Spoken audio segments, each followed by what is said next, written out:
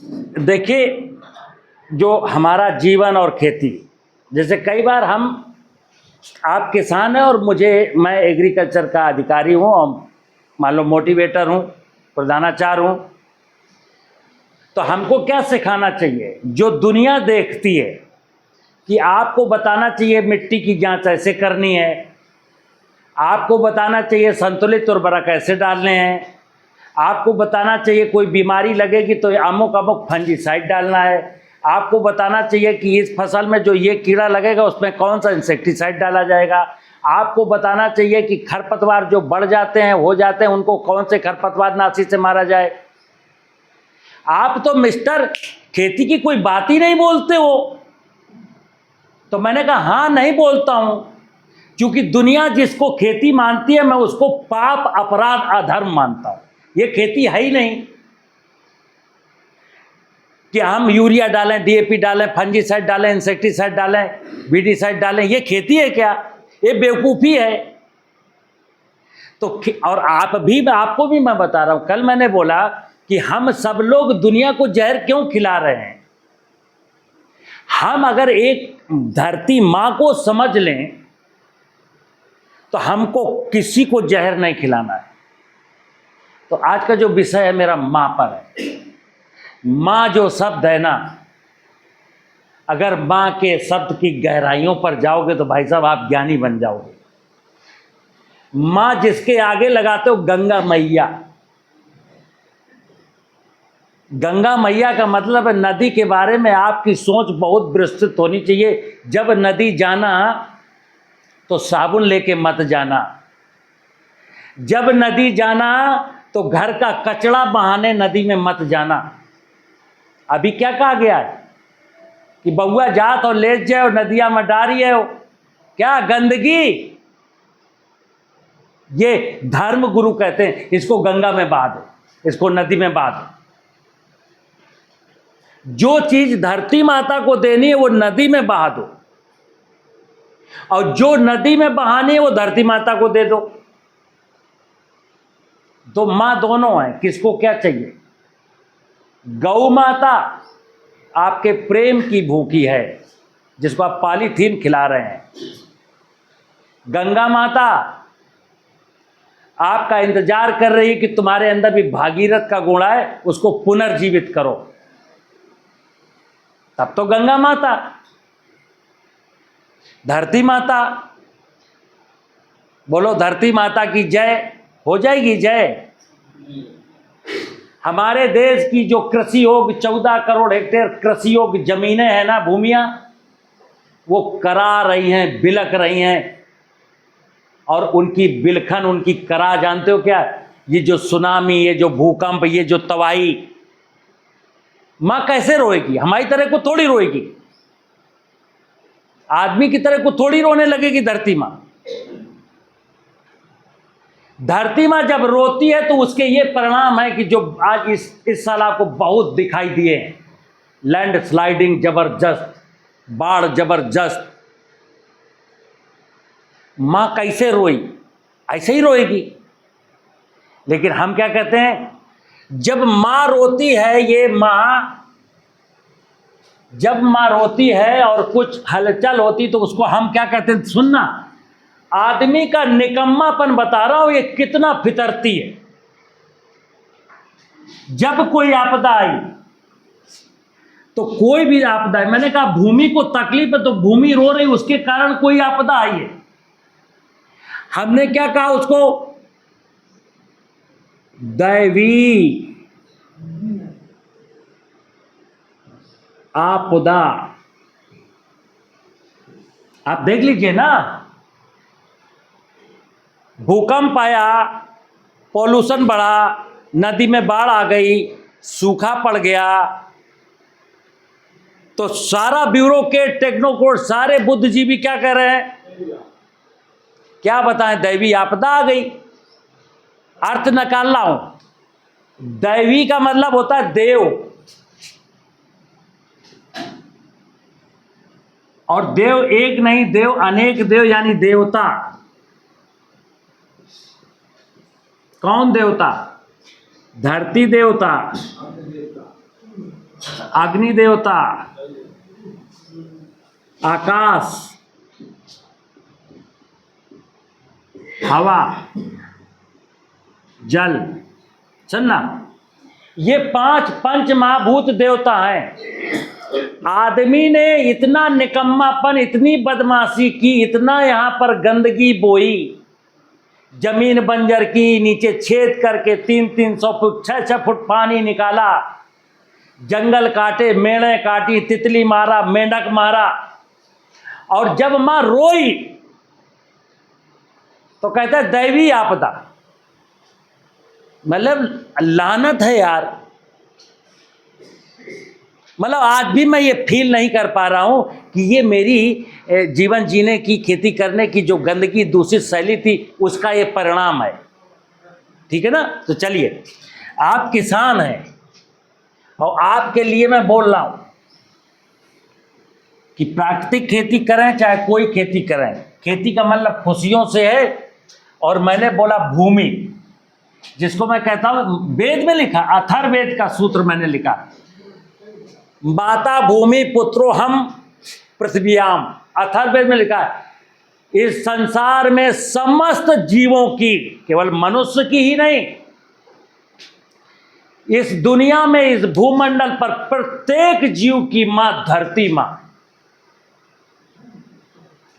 और इस मां, अब जब इसके मां है तो मैंने बोला ये धरती मां, भूमि मां, धरती, देखना, धरती मां, यहां 2 शब्द है। अथर्ववेद की बात बता रहा हूं। अथर्ववेद कहता है धरती माने शिव। धरती मतलब शिव, और मां मतलब पार्वती।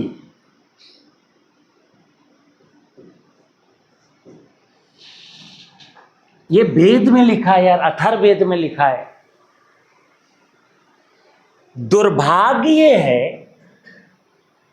कि हमको जो शिव दिखाए जा रहे हैं, या तो 2 चीजें कहें, अथर्ववेद में झूठ लिखा है, धरती शिव नहीं है। धरती के ऊपर जो पत्थर हैं, उन पत्थर से मैं एक शिवलिंग जो तराश के बनाता हूं, वही शिव हैं, धरती शिव नहीं है। ये सत्य है। ये शिवलिंग जिसकी उपासना करो, ये भी धरती का ही हिस्सा है ना। ठीक है ना? तो धरती, लेकिन शिव जब धरती मां होता तो वहां का मतलब हुआ कि शिव और पार्वती का साथ होने का मतलब है मां। क्योंकि एक पिता बच्चों को जन्म नहीं दे सकता। एक पिता सृष्टि की रचना में पिता का योगदान तो है, लेकिन रचना का पूरा श्रेय माता को जाता है। रचना में भी मां, पालने में भी मां। जब श्रृंगार होता है तो पिता शिव, कभी कभी कहा गया शिव श्रृंगार करता है। एक्चुअली क्या है, शिव श्रृंगार करता नहीं है। जन्म होना सत्य है तो मृत्यु अटल सत्य है। जो आया है वो जाएगा। तो कहा गया पैदा किसने किया? मां पार्वती ने। पाला किसने? मां पार्वती ने।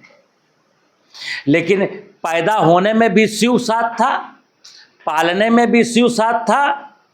हाँ, मरने में मां नहीं साथ थी, इतना अंतर है। मां की पीड़ा, आपके मरने में मां साथ नहीं होती, तब केवल शिव जी ही। और आप देख लीजिएगा कि अर्थी को कंधा कौन देता है? पिता ही देता है, पुत्र ही देता है। कोई स्त्रियां अर्थी को कंधा नहीं देती, क्योंकि मां कंधा नहीं दे सकती। एक मां अपने पुत्र की अर्थी उठा के नहीं चल सकती, वो यहां पर कमजोर है। वैसे आदिशक्ति दुर्गा बहुत बहादुर है, लेकिन यहां पर मां थोड़ी सी कमजोर है। तो मैंने क्या बोला, हम किसान हैं, हमको क्या करना है? बिल्कुल नट सेल में, सरल भाषा में। आपकी एक जमीन का टुकड़ा है, किसी किसान के पास 2 एकड़ का है, किसी किसान के पास 6 एकड़ का है, किसी किसान के पास 10 एकड़ का है। अगर इसमें ढाल है, स्लोप,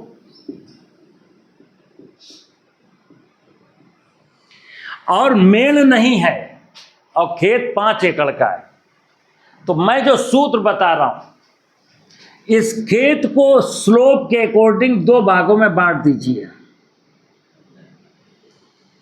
स्लोप बहुत ज्यादा तो 4 भागों में बांट दीजिए, यानी कि 5 एकड़ का खेत था, अब ये 1.25 एकड़ के खेत हो गए। अब ये शिव है, अब हमें शिव को और पार्वती को साथ साथ बिठा देना है, मतलब भगवान शिव और मां पार्वती जैसे ही साथ आएंगी, जैसे एक बच्चे का पिता मर जाए तो माता पालती है माता पालेगी, लेकिन तकलीफ होगी मां को। एक बच्चे की मां मर जाए तो पिता पालेगा, लेकिन तकलीफ होगी और वो प्यार नहीं दे पाएगा जो मां दे सकती है। तो हम सब बच्चे हैं किसके? आदि पिता सदाशिव और आदि शक्ति मां दुर्गा के हम बच्चे हैं। और हमने क्या किया, बागवां जो फिल्म ना वैसा कर दिया, मां को उधर और पिता को उधर। देखिए क्या है, तो मैंने कहा खेत का आकार छोटा करिए और इसकी मेड़ें बनाइए, ताकि वर्षा का पानी खेत की मेड़ पर, खेत के अंदर रुक सके। यहां एक पिता और है, जैसे जिसको कहते हैं सृष्टिकर्ता। सृष्टि का निर्माण करता कौन है? तो भगवान विष्णु है। अभी देखिए, अभी मैंने कहा इस धरती शिव मेरे पिता है, मां पार्वती माता है। लेकिन मैंने कहा पंच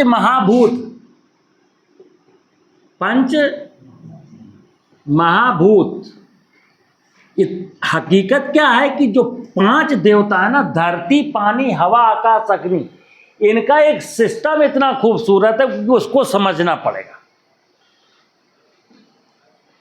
धरती में जो वनस्पतियां हैं, वनस्पतियों को पानी की जरूरत है। तो देखना, मेरी मां है धरती, लेकिन धरती मां में जो वनस्पतियां हैं उनका पोषण कौन करेगा? विष्णु। पानी नहीं बरसेगा ना, पानी नहीं बरसेगा तो ये मेरी मां पार्वती भी असहाय हो जाएगी अपने इन बच्चों को पालने के लिए। तो ये जो विष्णु है, जो वर्षा में जो बादल होते हैं, कहते हैं बादल जब बरसते हैं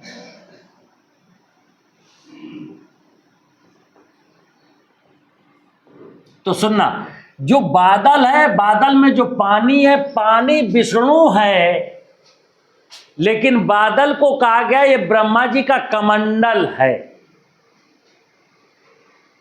तो ब्रह्मा जी अपने कमंडल से, क्योंकि बादल पानी है, नो डाउट, बादल है, उसमें पानी है, लेकिन उसके डिस्ट्रीब्यूशन का जो सिस्टम है वो ब्रह्मा जी के हाथ में। कहाँ कितना बरसना है, कहाँ? तो सुनना, ब्रह्मा जी डिसाइड करते हैं कि जहां मां पार्वती का स्वरूप विहंगम है वहां ज्यादा बरसना है, जहां मां पार्वती कमजोर है वहां कम बरसना है। इसीलिए देख लेना, जहां जंगल है वहां पानी ज्यादा बरसता है, जहां जंगल कम है वहां पानी कम बरसता है, और जिन लोगों ने जंगलों को नष्ट नाबूद कर दिया वहां पानी नहीं बरसता। इस बात को समझिए। राजस्थान के बाड़मेर, जैसलमेर में 150-200 मिलीमीटर पानी हो जाए बहुत है। अभी आप चले जाइए, यहीं बुंदेलखंड में छतरपुर है, ठीक है ना, टीकमगढ़ है, पन्ना है, सागर है, दमोह है, 1300-1400 मिलीमीटर पानी है।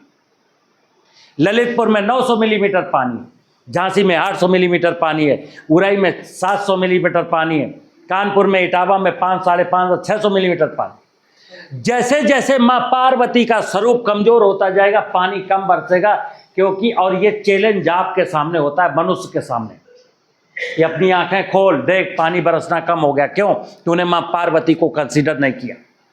इसलिए मैंने कहा कि खेत की मेड़ बनाइए ताकि जो पानी हो खेत में रुक सके, और खेत मतलब मेड़ बनाइए और मेड़ पर पेड़ लगाइए। तो यहां मेड़ बनाने से क्या हुआ, जब ब्रह्मा जी पानी बरसाएंगे तो खेत में रुक जाए, और फिर पेड़ लगाइए।